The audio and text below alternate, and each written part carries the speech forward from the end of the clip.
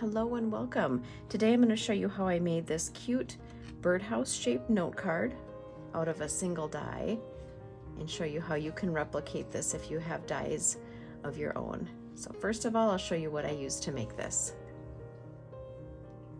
So on May 1st, 2024, the new annual Stampin Up catalog went live, and one of the sweet collections in that catalog is called Country Woods. The Sweet collection comes with 2 stamp sets with matching dies, as well as several other really fun products, designer series paper, some gems, some ribbon, and an embossing folder. So what I'm going to be using today for this little birdhouse card is the Countryside Birdhouse stamp set. I'll be using the bird stamp in particular, and then I'm going to be using the dies that make that birdhouse, and I'll show you how I use that so that this all comes together. I'm also going to be pulling a couple stamps from the Country Flowers stamp set along with their coordinating dies, the little floral bundle here and the Sending Love Sentiment. And then I'll pull in those other products kind of as we go and show you what else, what other steps we need to make this card. Okay, so first of all, we're going to prepare our card base, so the actual folding mechanism of this card. I took my 8.5 by 11 sheet of white cardstock, cut it in half at 5.5 inches, so I can actually get a couple card bases out of this. I'm going to set this one aside, and then I scored my card base at 4.25 inches, so right in half on the 8.5 inch side. And that makes a regular A2 size card. Now you don't need this big of a piece to make this birdhouse card. I could have cut it down and done a little bit smaller piece, but I wanted to just show about how much card base you would need to make this birdhouse shape. You want enough room so that you don't cut off any of the edges, but you will have about 1 inch or so extra along the bottom. You can make a shaped card out of pretty much any die. The trick is to make sure that one edge of it will hang off of the cardstock, so the cutting edge is kind of that little bit of a blade that sticks up. Just make sure that hangs off the edge, the folded edge of your cardstock, so that it doesn't cut through it. As long as that fold remains intact, you'll have a shaped card. So this is especially easy when you have a die that has a nice straight edge like the roof of this birdhouse does. So what I first did was turn the die so that 1/2 of the roof was parallel with the fold of the card. And then what you want to do is offset that a little bit so that that blade is hanging off the edge so that it's not cutting through the fold. I'm going to zoom in a little bit so that you can see that. So you can see that blade sticks over the edge. It's not going to cut through that piece of the cardstock where the fold is. But all the rest of these edges where the blade is over the top of the cardstock, those will cut out. So again, I'm going to just tip this over. Now you can get pretty close. You can kind of shift it so that it's pretty close to that fold, but not overlapping. And then fold it back. And then I like to use a couple pieces of low-tack tape. It's kind of like the sticky part of a Post-it note to hold that die in place. So I'm going to just put a couple on there just so that it doesn't shift as I'm running that through my die cutting machine. And then once I have that tacked down, I usually will tip it back over one more time and just kind of look, maybe give it one more little bit of a shift if I need to. So I'm going to go run this through my die cutting machine, and then I'll show you how that turns out. All right, so I ran this through my die cutting machine, and before I pulled it all apart, I just wanted to show you, if you flip this over, you can see the outline of where that die, like the blade of the die, cut. And it's starting to already come apart there, and we can see that that edge of that blade is still off the cardstock. So I'm going to start pulling this off, and my Post-it note or my low-tack tape is holding everything in place. So kind of have to give it just a gentle pull off, it's really not difficult to pull off from there. It's just that tape holds really well. So there's what we're left with for that card stock, and there's plenty to use. I'm going to probably stamp my images on here and use that a little bit later. And we'll just pull the rest of that tape off and separate the die from the cardstock. And if I can get my fingers in there, there is our cute little birdhouse shaped card. And now we can do the fun part of decorating it all up. Okay, so I have some scraps of cardstock here. I have Lost Lagoon, Early Espresso, and a little bit of basic white. And I just wanted to show, here is the die set that goes along with that country birdhouse stamp set. And there is just a ton of different dies in here. And one of the cool things that I think Stampin' Up! Is doing recently, at least, is that they're giving you extra dies that don't necessarily go along with all the stamps. There's, 13 stamps in the set, but there are 23 dies. So you get more opportunity to kind of cut out some additional fun things like some flowers and things like that to decorate up your project, which I think is just kind of fun. So, but what I'm going to use out of this die set, of course, I'm going to use that birdhouse die again. I'm going to cut that in Lost Lagoon. And then this is the base of the birdhouse. I'm going to cut that out of Early Espresso. This is the main roof piece. I'm going to cut that out of Early Espresso.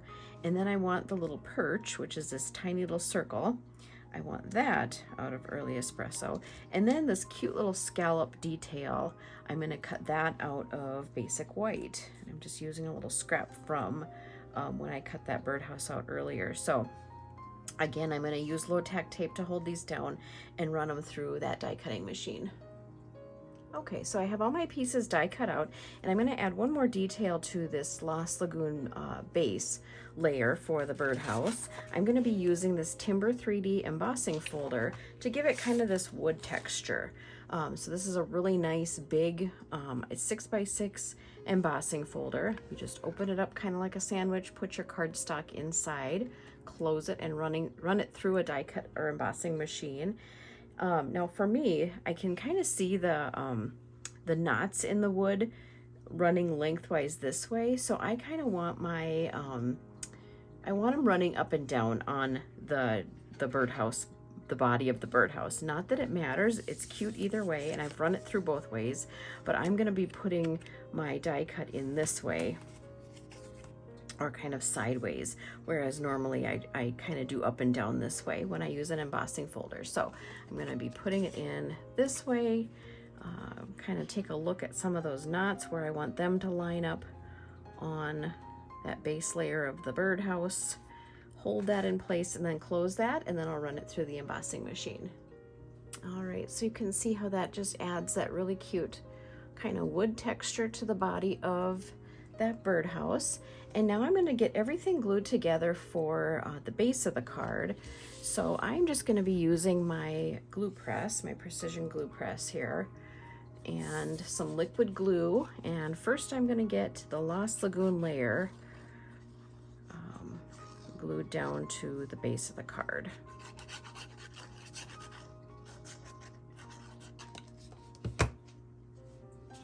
And I think I'll just open this up just to make it a little easier and just line everything up. And I try to get the roof lined up and the bottom, the base. Okay. And then we'll get the base put on next, I think.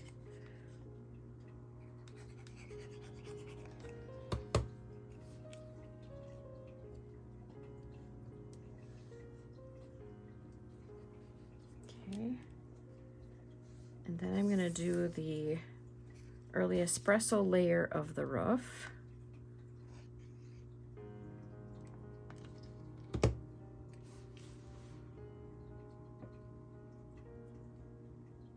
And you can tell there's kind of notches that shows right where it should line up.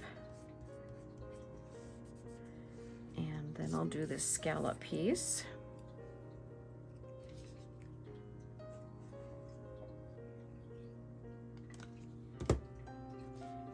just tuck that right up against the early espresso layer and kind of hold it in place just a little bit. There is one more piece that this die set comes with. It's just a really thin layer that you can kind of put between these two. I chose to leave it off, but that's certainly an extra element that could be added. Now the next thing I'm going to do is glue the like the hole of the birdhouse. Instead of punching a hole all the way through the front of the card, I used a 3/4 inch circle punch and just cut a piece of black cardstock with that. There is a little die that comes with the set, but it leaves an extra little hole in the middle, which I don't know, I chose not to use that for this. So I just used a 3/4 inch circle punch, punched out a circle,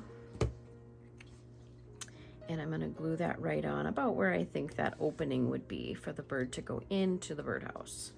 Okay, and lastly, we have this tiny little circle that is the perch. I die cut that out of the early espresso. I'm gonna put that on a mini dimensional so that it sticks out away from the card base, and then I'll have a place for my bird to kind of stand on. So let's see if I can do this. Actually, I'm going to put this on first, I think. Just kind of straight down from that hole. Take the backer off. So this is sticky now. And I'm going to pick that little tiny circle up with my tweezers just to help get that lined up. All right, so the base of our card is completely ready to go. Now we're going to stamp those other pieces and get them colored. All right, so if you remember at the beginning, I said I was going to use the rest of that cardstock that was cut out or left from the base of my card. That's why I have these really strange extra pieces of white that I'm using. I'm going to use them to stamp on my main images, and I am using Memento Tuxedo Black ink. That is an alcohol marker friendly ink because I'm going to be coloring these images with alcohol markers. It will not smudge with alcohol markers because it's water-based. So I'm first going to stamp my cute little bird, and then we will do, let's see if I remember how I wanted this. Do the flowers next.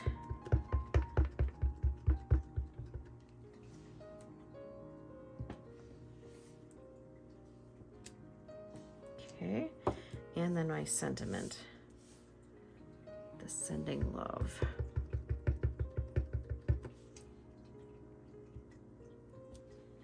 Okay. So, the alcohol markers I'm using today are the Stampin' Blends from Stampin' Up, and I'm going to be using 3 different sets. These come in a set of 2, the light shade and the dark shade. And they are dual-ended, so there's kind of a finer nib end and a brush end, so you can use whichever end that you prefer. I am using Mossy Meadow, Lost Lagoon, and Blackberry Bliss. And then this last marker that I have is called Ivory. It can be used for skin tones and things like that. It's just the one shade by itself. There's other skin tone shades, but this Ivory comes with a bronze, I believe. I'm actually going to use this for my bird's beak and his little feet, just because I wanted to kind of keep all the colors muted. So rather than using like a bright yellow or orange or something like that, I thought this ivory just kind of blended in nice. So we'll get started with our coloring. I'm going to zoom in just a tad, and we'll start with the green leaves for this little foliage piece here. And how I like to do alcohol marker coloring is I like to start with the light shade, and I like to use the nib end, especially for small images, just because I feel like I have a little bit more control over that. So with the light shade, I try to kind of just go over the entire surface of the part that I'm coloring, just to kind of saturate the entire area. If you really wanted to leave kind of more of a harsh highlight, you could leave an area white, not completely colored in, which I think looks nice depending on what it is you're coloring.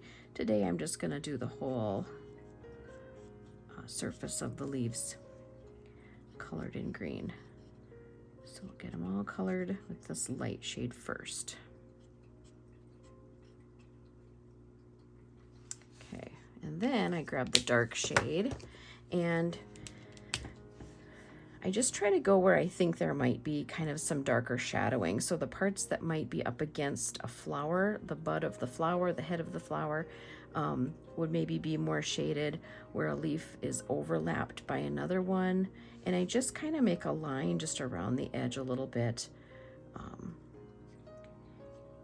They're really, you know, you don't have to get, I was gonna say there's no right or wrong. If you're really trying to be specific and realistic, there might be a right or wrong, but really you don't have to be specific. You can just add a little bit of shading wherever you think there might be some, and it looks nice. And I honestly have left it like this without blending the two together, just doing the light and a little bit of dark and leaving it. And I think that looks really nice.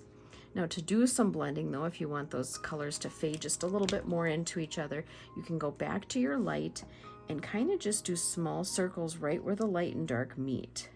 So just quick little, kind of a little squiggle almost. And that helps those two shades blend together. And then lastly, oh, I missed that one. Lastly, just go over the whole entire thing with that light one more time. And that just really blends it all out. And again, don't get caught up in the details. Kind of just do it quick. Don't fuss too much if you feel like you're not getting it right. Practice makes perfect, and you know, you'll like it more and more the more that you practice with these markers, or any alcohol marker. I know when I first started, I got a little frustrated because I wasn't exactly sure how to blend them and things like that. And really, don't put too much thought into it. Just do what you enjoy, and you'll be happy with the outcome. So I'm gonna move on to the Blackberry Bliss. It's a really pretty purple color. And I'm just gonna go over the entire flower, all three of them.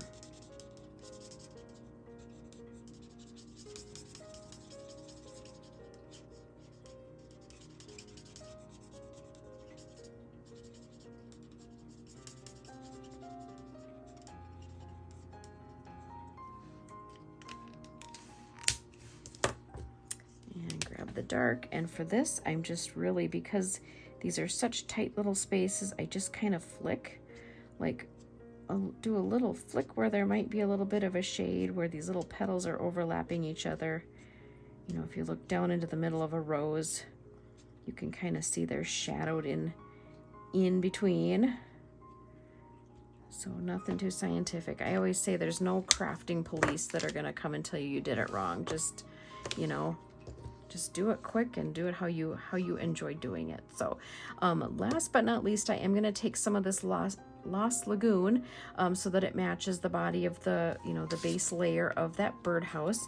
And I'm just going to use the light shade and just quickly flick onto these little foliage pieces. I'm not exactly sure what they are supposed to be, but to me, it felt like they should probably be Lost Lagoon. So I'm just going to quickly fill them in.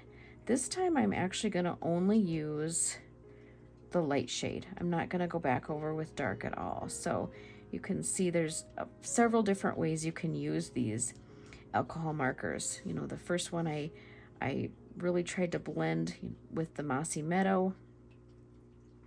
With the Blackberry Bliss, I just kind of flicked the dark on to add some shadow. And with this Lost Lagoon, I'm just doing one simple layer and leaving it at that. So our flowers are all colored in. Next we'll move on to that bird. And I'm using Lost Lagoon for the bird as well. And just like before, I like to do the light color first.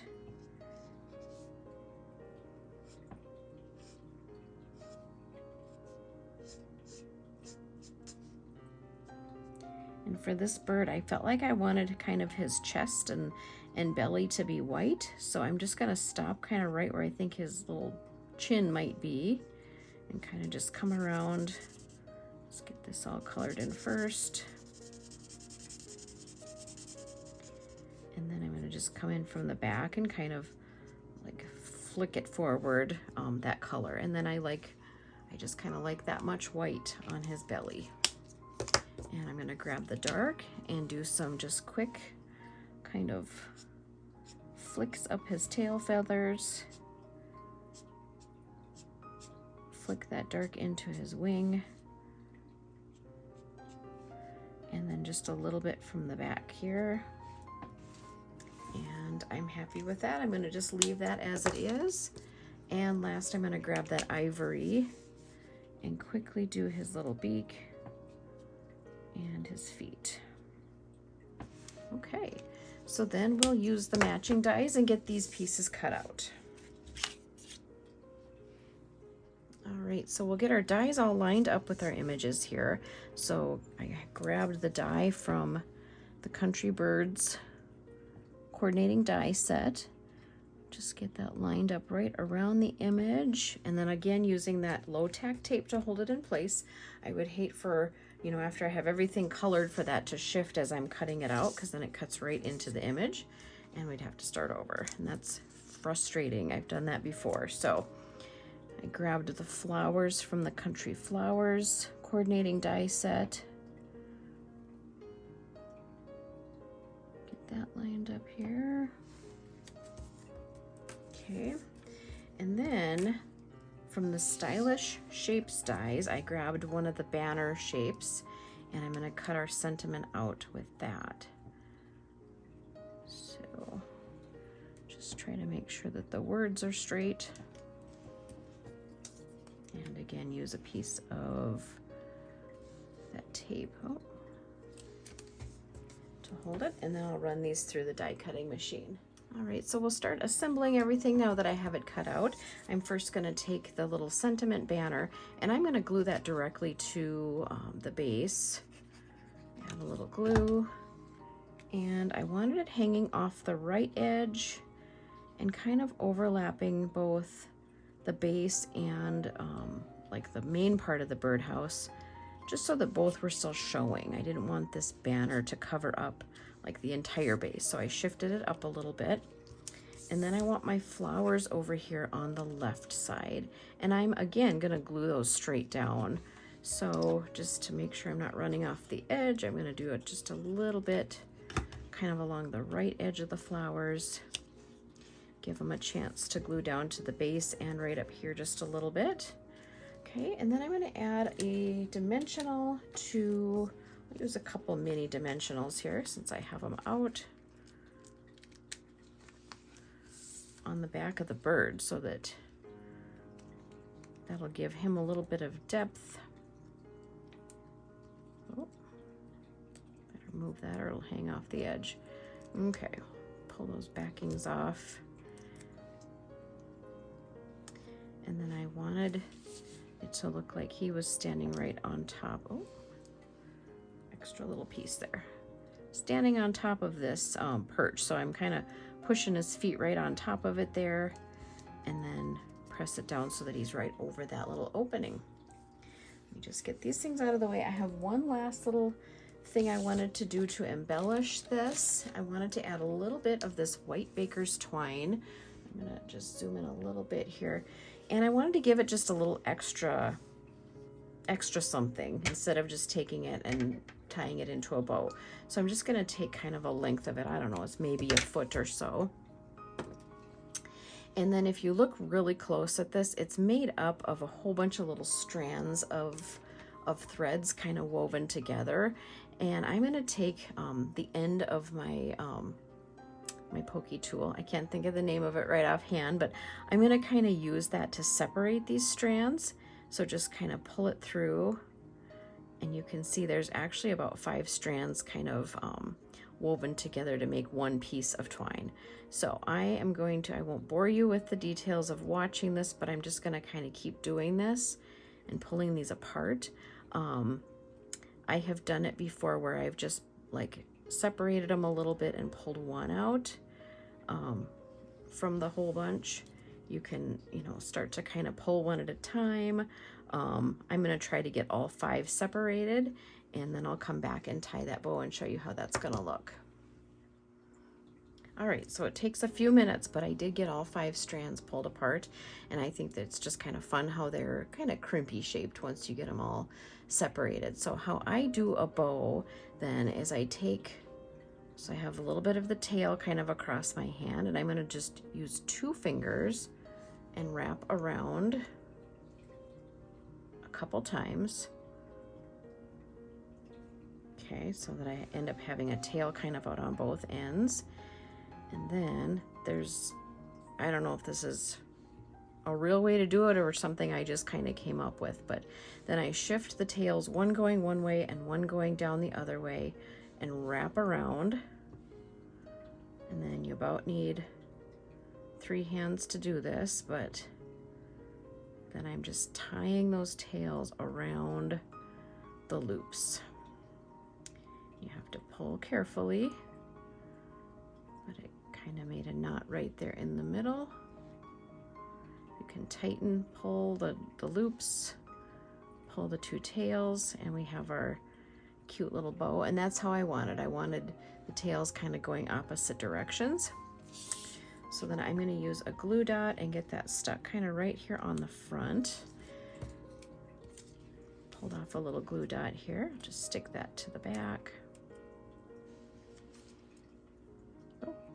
Stuck to my fingernail. So I'm just gonna kind of position it right here in the flowers so it's not covering up too much of the words. Okay, and then we can just trim these little tails off a little bit, and I kind of like to do them at different lengths. They don't all have to be the same length, so kind of like giving them a little bit of a haircut.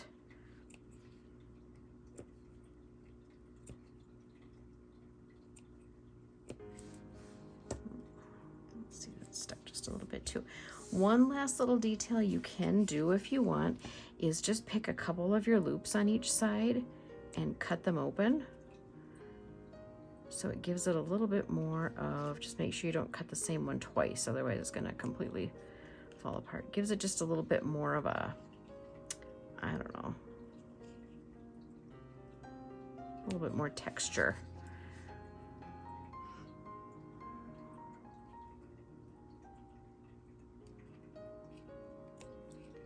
Okay,